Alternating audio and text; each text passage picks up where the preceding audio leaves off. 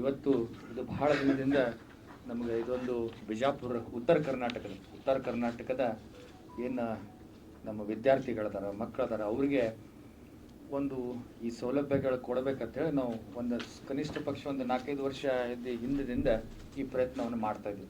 ಯಾಕಪ್ಪ ಅಂದ್ರೆ ಇವತ್ತು ಬಿಜಾಪುರ ಅಂದ್ರೆ ತಮಗೆಲ್ಲ ಗುರುತಿದ್ದ ನಮ್ಮ ತಂದೆಯವರಾದಂಥ ದಿವಂಗತ BM ಪಾಟೀಲ್ರು ಅವರು ಒಂದು ನಮ್ಮ ಬಿಜಾಪುರ ಒಂದು ಎಜುಕೇಷನಲ್ ಹಬ್ ಅಂದರೆ ಒಂದು ಶಿಕ್ಷಣಕ್ಕೆ ಒಂದು ಇಲ್ಲಿ ಕ್ರಾಂತಿ ಮಾಡಿ ಇದನ್ನ ಎಜುಕೇಷನ್ ಹಬ್ ಮಾಡಬೇಕಂತೇಳಿ ಭಾಳ ಸಾಕಷ್ಟು ತಮಗೆಲ್ಲ ಗುರುತಿದೆ. ಈ ಬಿಜಾಪುರದಲ್ಲಿ ಸುಮಾರು ನಮ್ಮ BLD ಸಂಸ್ಥೆಯಿಂದ 78ಕ್ಕಿಂತ ಹೆಚ್ಚು ಸಂಸ್ಥೆಗಳನ್ನು ಇದು ಎಲ್ಲ ಶಾಲಾ ಕಾಲೇಜುಗಳನ್ನ ಫ್ರಮ್ KG to PG ಎಲ್ಲ ಪ್ರಾರಂಭ ಮಾಡಿ ಆಗಿನ ಟೈಮ್ದಲ್ಲಿ ಅವರು ಮೆಡಿಕಲ್ ಕಾಲೇಜ್ ಇರ್ಬೋದು, ಇಂಜಿನಿಯರಿಂಗ್ ಕಾಲೇಜ್ 83 ಇಸ್ವಿಯಲ್ಲಿ 84ರಲ್ಲಿ ಮಾಡಿ ಇವತ್ತು ನಮ್ಮ ಜಿಲ್ಲೆಯ ಜನರು ಇವತ್ತು ಉತ್ತರ ಕರ್ನಾಟಕದವರು ಆಗೇನಿತ್ತಪ್ಪ ಅಂದ್ರೆ ನಾವು ಏನಾರು ಕಲಿಬೇಕಂದ್ರೆ ಐದರ್ ಧಾರವಾಡಕ್ಕೆ ಹೋಗ್ಬೇಕಾಗ್ತಿತ್ತು, ಬೆಳಗಾವಿಗೆ ಹೋಗ್ಬೇಕಾಗ್ತಿತ್ತು, ಇಲ್ಲ ಮೈಸೂರಿಗೆ ಹೋಗ್ಬೇಕಾಗ್ತಿತ್ತು.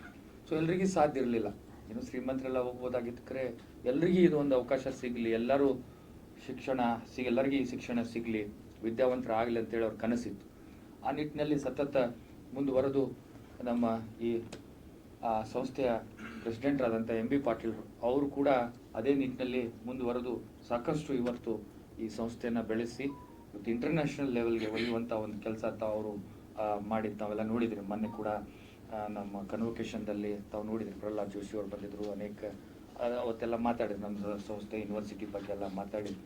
ಸೊ ಈ ರೀತಿ ಅನೇಕ ವಿವಿಧ ಕಾರ್ಯಕ್ರಮಗಳು, ವಿವಿಧ ಹೊಸ ಹೊಸ ಕೋರ್ಸ್ಗಳು ಎಲ್ಲ ಬಿಜಾಪುರ ತರುವುದರ ಮೂಲಕ ನಮ್ಮ ಜಿಲ್ಲೆಯ ಜನರಿಗೆ, ಸುತ್ತಮುತ್ತಲ ಭಾಗದ ಉತ್ತರ ಕರ್ನಾಟಕ ಜನರಿಗೆ ಅವಕಾಶ ಸಿಗಲಿ ಅಂಥೇಳಿ ಒಂದೆಲ್ಲ ಕೆಲಸ ಈಗಾಗಲೇ BLD ಸಂಸ್ಥೆ ಮಾಡ್ತಾ ಇದೆ.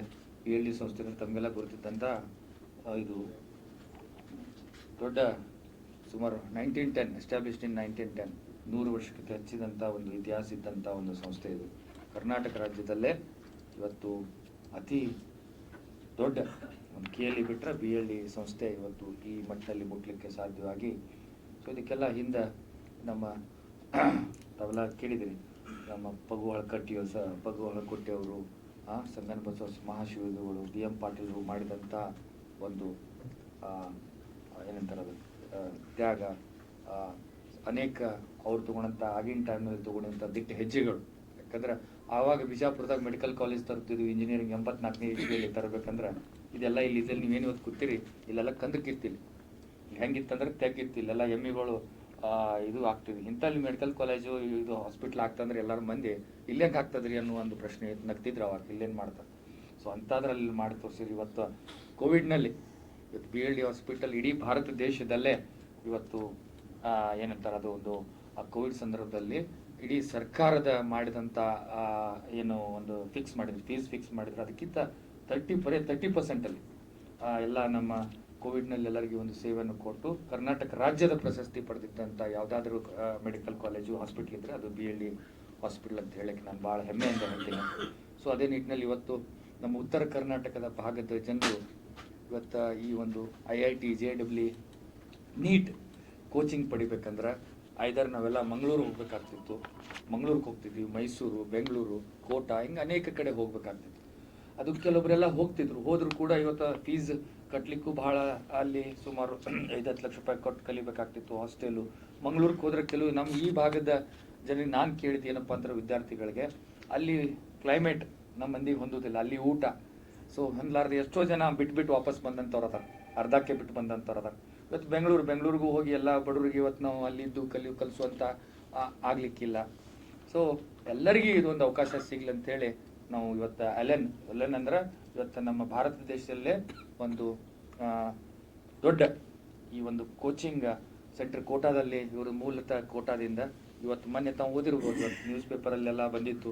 ಇವತ್ತು ಬೈಜೂಸ್ ಅಂತ ಹೇಳಿ ಇತ್ತು, ಬೈಜೂಸ್ ಮತ್ತು ಇನ್ನೊಂದು ಆಕಾಶ್, ಅದನ್ನು ಇವರು ಟೇಕ್ ಓವರ್ ಮಾಡಿ ಸುಮಾರು 800 ಕ್ರೋರ್ಸ್ 800 ಕೋಟಿಯಲ್ಲಿ ಅದನ್ನು ಇವರು ಟೇಕ್ ಓವರ್ ಮಾಡಿದ್ರು. ಬೈಜೂಸ್ ಅಂತ ಅದು ದೊಡ್ಡ, ತಾವೆಲ್ಲ ಕೇಳಿದಿರಿ, ಅದು ಒಂದು ಎಜುಕೇಷನಲ್ ಆನ್ಲೈನ್ ಎಜುಕೇಷನಲ್ ಪ್ಲಾಟ್ಫಾರ್ಮ್. ಅದನ್ನು ಕೂಡ ತಗೊಂಡು ಇವತ್ತು ಕೋಟಾ ಆಲ್ ಇಂಡಿಯಾದಲ್ಲೇ ಈಗ ನಂಬರ್ 1 ಏನಿದು ಕೋಚಿಂಗ್ ಫೆಸಿಲಿಟಿ ಕೊಡುವಂಥ ಒಂದು ಸಂಸ್ಥೆ ಆಗಿದೆ. ಸೊ ಅದು ಇವತ್ತು ನಮ್ಮ BLD ಜೊತೆಗೆ ಒಂದು ನಾವು ಟೈಅಪ್ ಮಾಡಿಕೊಂಡು ನಮ್ಮ ಜಿಲ್ಲೆಯ ಜನರಿಗೆ ಇವತ್ತು ನಮ್ಮ BLDಯಲ್ಲೇ ಹೊಸ ಕ್ಯಾಂಪಸ್ ಅಲ್ಲಿ ಸುಮಾರು ಒಂದು 50,000 ಸ್ಕ್ವೇರ್ ಫೀಟ್ ಅಲ್ಲಿ ಮತ್ತೆ ಇನ್ನೊಂದು ಫ್ಲೋರ್ ನಾವು ಮಾಡ್ತಾ ಇದ್ದೀವಿ ಇದಕ್ಕೋಸ್ಕರನೇ. ಸೊ ಈ ಉತ್ತರ ಕರ್ನಾಟಕದ ಬಿಜಾಪುರ ಇರ್ಬೋದು, ಬಾಗಲಕೋಟೆ ಇರ್ಬೋದು, ಗುಲ್ಬರ್ಗ ಇರ್ಬೋದು, ಅಪ್ ಟು ಹುಬ್ಳಿ, ಬೆಳಗಾವಿ, ನಾವು ಎಲ್ಲ ಮಕ್ಕಳಿಗೆ, not only BLD students, even all the ಎಲ್ಲ ಕಾಲೇಜ್ ಮಕ್ಕಳಿಗೆ, ಅದರ ಜೊತೆಗೆ ಇವತ್ತು ಸ್ಕೂಲ್ ಮಕ್ಕಳಿಗೂ ಕೂಡ 9th to 10th ಮಕ್ಕಳಿಗೂ ಕೂಡ ನಾವೊಂದು ಕೋಚಿಂಗ್ ಕೊಡುವಂಥ ಒಂದು ವ್ಯವಸ್ಥೆ ಈ LN ಮುಖಾಂತರ ನಾವು ಮಾಡುವಂಥ ಒಂದು ಪ್ಲ್ಯಾನ್ ಒಂದು ಹಾಕ್ಕೊಂಡಿದ್ದೀವಿ. ಸೊ ಆ ನಿಟ್ಟಿನಲ್ಲಿ ಬಹುತೇಕ ಈ ಜೂನಿಂದೆಲ್ಲ ಪ್ರಾರಂಭ ಆಗ್ತದೆ. 25ನೇ 26ನೇ ಸಾಲಿನಲ್ಲಿ ಈ ಒಂದು ಕೋಚಿಂಗ್ ಸ್ಟಾರ್ಟ್ ಆಗ್ತದೆ. ಸೊ ಇವತ್ತು MOU ಅಂದರೆ ಅವ್ರದ್ದು ನಮ್ಮದು ಒಂದು ಹೊಂದಾಣಿಕೆ ಒಂದು ಸಹಿ ಇರೋದ್ರಿಂದ ನಮಗೂ ಇವತ್ತು ಕರೆದು ಅದೊಂದು ಅದನ್ನು, ಯಾಕಂದ್ರೆ ಇದೆಲ್ಲರಿಗೂ ಮುಟ್ಟಬೇಕು ಗುರುತು. ಭಾಳಷ್ಟು ಜನರು ಮತ್ತಿನ ಅಲ್ಲಿ ಹೋಗಿ ಅಡ್ವಾನ್ಸ್ ಯಾಕಂದ್ರೆ ಇದು ಮಾಡ್ಬೇಕಾಗ್ತದೆ, ನಾವು ಅಪ್ಲಿಕೇಶನ್ ಕೊಡೋದು ಇದು ಮಾಡ್ಬೇಕು. ಪಾಪ ಈಗ ಎಷ್ಟೋ ಮಂದಿ ಕೊಟ್ಟಿರ್ತಾರೆ. ಇದು ಮಾಡೋ ಉದ್ದೇಶ ಏನಪ್ಪ ಅಂದ್ರೆ ಮೊದಲೇ ಗುರುತಾದ್ರೆ ಏನು ರೀ, ನಮಗೆ ಮೊದಲೇ ಗುರುತಾದ್ರೆ ನಾವು ಇಲ್ಲೇ ಮಾಡ್ತಿದ್ವಿ, ನಾವು ಮಕ್ಕಳನ್ನು ಎಲ್ಲೆಲ್ಲೋ ನಾವು ಹುಡುಕಾಡಿ ಕಷ್ಟಪಟ್ಟು, ಯಾಕಂದ್ರೆ ಅಲ್ಲಿ ಸೀಟ್ ಸಿಗೋದಿಲ್ಲ. ಯಾಕೆಂದ್ರೆ ಮಂಗಳೂರು ಹೋದ್ರೂ ಮಂಗಳೂರಾಗ ಸೀಟ್ ಸಿಗ್ಬೇಕಂದ್ರೆ ಭಾಳ ಕಷ್ಟ, ಬೆಂಗಳೂರಲ್ಲಿ ಸೀಟ್ ಸಿಗ್ಬೇಕಂದ್ರೆ ಭಾಳ ಕಷ್ಟ. ಸೊ ಅದಕ್ಕೆ ನಾವು ಇಲ್ಲಿ ಆ ವ್ಯವಸ್ಥೆ ಇಲ್ಲ ಆಗಲಿ ಅಂತೇಳಿ ಇವತ್ತು ಮಾಡಿದ್ದೀವಿ. ಕರಿಯರ್ ಇನ್ಸ್ಟಿಟ್ಯೂಟ್ಗೆ ಒಂದು ಇತಿಹಾಸ ಇದೆ. ಈ ಸಂಸ್ಥೆ ಹೇಗೆ ಹುಟ್ಟಿತು, ಹೇಗೆ ಬೆಳೀತು ಅನ್ನೋದಕ್ಕೆ ಏನು ಕಾರಣ ಆಯಿತು, ಕಾರಣ ಏನು ಅನಂತ್ ಕರಿಯರ್ ಇನ್ಸ್ಟಿಟ್ಯೂಟ್ ಹುಟ್ಟೋದಕ್ಕೆ ಅನ್ನೋದಕ್ಕೆ ಒಂದು ಕುತೂಹಲವಾಗಿರ್ತಕ್ಕಂಥ ಒಂದು ಕಥೆ ಇದೆ. 4 ಜನ ಡೈರೆಕ್ಟರ್ಸ್ ಯಾರಿದ್ದಾರೆ, Rajesh Maheshwari sir, Govind Maheshwari sir, Naveen Maheshwari sir ಮತ್ತು ಬ್ರಜೇಶ್ ಮಹೇಶ್ವರ್, ಇವರೆಲ್ಲ ಈಗಿನ ಪ್ರೆಸೆಂಟ್ ಡೈರೆಕ್ಟರ್ಸ್ ಆಗಿರ್ತಾರೆ. ಅವ್ರ ತಂದೆಯವರು ಒಂದು 45 ವರ್ಷಗಳಿದ್ದಾಗ ಕಾರಣಾಂತರಗಳಿಂದ ಅವರು ವಿಧಿವಶರಾಗ್ತಾರೆ. ಇವರಿಗೆಲ್ಲ ಜೀವನ ಮಾಡೋದಕ್ಕೆ, ಜೀವನಕ್ಕೆ ಏನು ಮಾಡಬೇಕು, ಮುಂದಕ್ಕೆ ಕೆಲಸ ಏನು ಮಾಡಬೇಕು, ಓದಬೇಕಾ, ಮುಂದಕ್ಕೆ ಏನು ಮಾಡಬೇಕು ಅಂತ ಪರಿಸ್ಥಿತಿನಲ್ಲಿ ದಾರಿ ಕಾಣಿಸೋದಿಲ್ಲ. ಆವಾಗ ಯಾರೋ ಒಬ್ಬರಿಗೆ ಒಂದು ಯಾವುದೋ ಡಿಪ್ಲೊಮಾ ಕೋರ್ಸ್ ಆಗಿರ್ತಕ್ಕಂಥವ್ರಿಗೆ ಒಂದು ಕೆಲಸ ಕೊಡಿಸ್ತಾರೆ. ಅಲ್ಲಿ ಗ್ರಾನೈಟ್ ಇಂಡಸ್ಟ್ರೀಸು, ಬೇರೆ ಬೇರೆ ಥರ ಟೆಕ್ಸ್ಟೈಲ್ ಇಂಡಸ್ಟ್ರೀಸು ಈ ಥರ ಎಲ್ಲ ಇರುತ್ತೆ. ಕೋಟಾ, ರಾಜಸ್ಥಾನ್ ಅಂತಕ್ಕಂಥ ಪ್ಲೇಸ್ನಲ್ಲಿ. ಆಗ ರಾಜೇಶ್ ಮಹೇಶ್ವರ್ ಸರ್ 2ನೇ ಬ್ರದರ್ ಆಗಿರ್ತಕ್ಕಂಥ ಅವ್ರಿಗೆ ಒಬ್ಬರು ಪಕ್ಕದಲ್ಲಿ ಒಂದು ಫ್ರೆಂಡ್ ಇರ್ತಾರೆ, ಅವ್ರ ತಂದೆಯವ್ರ ಫ್ರೆಂಡ್, ನನ್ನ ಮಗನಿಗೆ ಪಾಠ ಮಾಡು, ಅಟ್ಲೀಸ್ಟ್ ಇವಾಗ ಒಂದು ಟ್ಯೂಷನ್ಸ್ ಮಾಡು ಅಂತ ಹೇಳ್ತಾರೆ. ಆಗ ಇಲ್ಲ ನಾನು ಟ್ಯೂಷನ್ ಮಾಡಲ್ಲ, ನಾನು ಒಳ್ಳೆ ಕೆಲಸಕ್ಕೆ ಸೇರ್ಕೋಬೇಕು, ನಾನು ಹಾಗೆ ಹೀಗೆ ಅಂತ ಅವರು ಇಷ್ಟಪಡಲಿಲ್ಲ. ಅದನ್ನು ನಾನು ನಿನಗೆ ಆಪ್ಷನ್ ಕೊಡ್ತಾ ಇಲ್ಲಪ್ಪ, ನೀನು ನನ್ನ ಮಗನಿಗೆ ಪಾಠನೇ ಮಾಡಬೇಕು ಅಂತ ಹೇಳ್ತಾರೆ ಅವರು. ಆಗ ಆ ಒಂದು ವಿದ್ಯಾರ್ಥಿ ಜೊತೆ ಆಯಿತು ಪಾಠ ಮಾಡ್ತೀನಿ ಅಂತ ಹೇಳಿದಾಗ 4 ಮತ್ತು 8 ಜನ ಆಗ್ತಾರೆ. 8 ಜನದೊಂದಿಗೆ ಒಂದು ಡೈನಿಂಗ್ ಟೇಬಲ್ನಲ್ಲಿ ಪಾಠ ಹೇಳ್ಕೊಡೋಕ್ಕೆ, ಮ್ಯಾಥಮೆಟಿಕ್ಸ್ ಪಾಠ ಹೇಳ್ಕೊಡೋಕ್ಕೆ ಸ್ಟಾರ್ಟ್ ಮಾಡ್ತಾರೆ. ಆ ಸ್ಟಾರ್ಟ್ ಮಾಡಿದಾಗ 8 ಜನ 50 ಜನ ಆಗ್ತಾರೆ, 50 ಜನ 100 ಜನ ಆಗ್ತಾರೆ, 100 ಜನ 200 ಜನ ಆಗ್ತಾರೆ. ಮನೇಲಿ ಮಾಡ್ತಾ ಇರ್ತಕ್ಕಂಥ ಪಾಠದ ಬದಲು ಒಂದು ದೊಡ್ಡ ಬಿಲ್ಡಿಂಗ್ ತಗೊಳ್ತಾರೆ, ಅಲ್ಲಿ ಕೋಚಿಂಗ್ ಕ್ಲಾಸಸ್ ನಡೆಸ್ತಾರೆ. ರಾಜೇಶ್ ಮಹೇಶ್ವರಿ ಸರ್ ಅವರ ಕೊನೆ ಬ್ರದರ್ ಬ್ರಜೇಶ್ ಮಹೇಶ್ವರಿ ಅವರು ಕೂಡ ಫಿಸಿಕ್ಸ್ ಪಾಠ ಮಾಡೋದಕ್ಕೆ ಈ ಸಂಸ್ಥೆ ಜೊತೆ ಜಾಯಿನ್ ಆಗ್ತಾರೆ. ಅವರೊಂದಿಗೆ ಅವರ ಹಿರಿಯರಾದ ಗೋವಿಂದ ಮಹೇಶ್ವರಿ ಸರ್ ಮತ್ತು ನವೀನ್ ಮಹೇಶ್ವರಿ ಸರ್ ಅವರು ಬೇರೆ ಎಲ್ಲದನ್ನು ಅಡ್ಮಿನಿಸ್ಟ್ರೇಷನ್ ಯಾವ ಥರ ನೋಡ್ಕೋಬೇಕು, ಯಾವ ಥರ ಸೆಟಪ್ ಮಾಡಬೇಕು, ಈ ಥರ ಮಾಡಿ ಎಲ್ಲ ಸೇರಿಕೊಂಡು ಒಂದು ಸಂಸ್ಥೆನ ಸ್ಥಾಪನೆ ಮಾಡ್ತಾರೆ. ಬೇರೆ ಬೇರೆ ಸಬ್ಜೆಕ್ಟ್ನ ಪಾಠ ಮಾಡ್ತಕ್ಕಂಥ ಫಿಸಿಕ್ಸ್, ಕೆಮಿಸ್ಟ್ರಿ, ಮ್ಯಾಥಮೆಟಿಕ್ಸ್ ಎಲ್ಲ ಸೈನ್ಸ್ ಸಬ್ಜೆಕ್ಟ್ಸ್ ಪಾಠ ಮಾಡ್ತಕ್ಕಂಥ ಒಂದು ಸೈನ್ಸ್ ಇದನ್ನು ಮಾತ್ರ ಒಂದು ಸ್ಟಾರ್ಟ್ ಮಾಡ್ತಾರೆ. ಅವು ಮಾಡಿದಾಗ ಸಂಸ್ಥೆಗೆ ಏನು ಹೆಸರಿಡಬೇಕು, ಇದು ನಡೆದಿದ್ದು ಏಪ್ರಿಲ್ 1988. ಆವಾಗ ಸ್ಟಾರ್ಟ್ ಮಾಡ್ತಕ್ಕಂಥ ಸಂಸ್ಥೆಗೆ ಏನು ಹೆಸರಿಡಬೇಕು ಅಂತ ಬಂದಾಗ ಅವ್ರ ತಂದೆ ಹೆಸರಾದ ಲಕ್ಷ್ಮೀ ನಾರಾಯಣ ಮಹೇಶ್ವರಿ ಅಂತ ಅವ್ರ ತಂದೆ ಹೆಸರು. ಲಕ್ಷ್ಮೀ ನಾರಾಯಣ ಮಹೇಶ್ವರಿ ಹೆಸರಿನಲ್ಲಿ 2 ಲೆಟರ್ LN ಅಂತ ತಗೊಂಡು LN ಅಂತ ಸ್ಟಾರ್ಟ್ ಮಾಡ್ತಾರೆ. LN ಕರಿಯರ್ ಇನ್ಸ್ಟಿಟ್ಯೂಟ್ ಅಂತ ದೊಡ್ಡ ಸಂಸ್ಥೆ ಆಗಿ 8 ಮಕ್ಕಳೊಂದಿಗೆ ಸ್ಟಾರ್ಟ್ ಆಗ್ತಕ್ಕಂಥ ಸಂಸ್ಥೆ, ಇನ್ಸ್ಟಿಟ್ಯೂಷನ್ ಈಗ ಲಕ್ಷಾಂತರ ಮಕ್ಕಳು ಇಲ್ಲಿ ಓದ್ತಕ್ಕಂಥ ಒಂದು ದೊಡ್ಡ ಸಂಸ್ಥೆಯಾಗಿ ಬೆಳೆದಿದೆ.